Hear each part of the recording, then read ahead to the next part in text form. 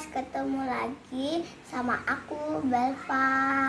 Nah, jadi hari ini hari Rabu kita akan membuat minuman sehat, rogan, madu, dan jeruk. Nah, jadi kita kasih madunya 1 sendok. Kalau aku 1 sendok, kalian terserah mau berapa sendok.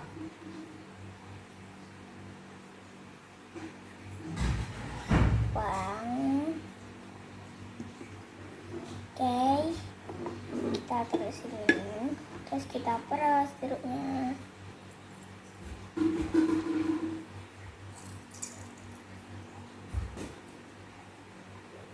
Oke, kita kasih 3 aja ya. Kalau kalian terserah mau ngasih jeruknya berapa.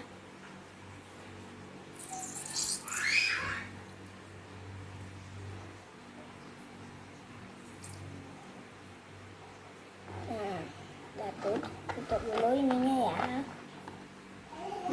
Tutup lagi. Nah, kita minum.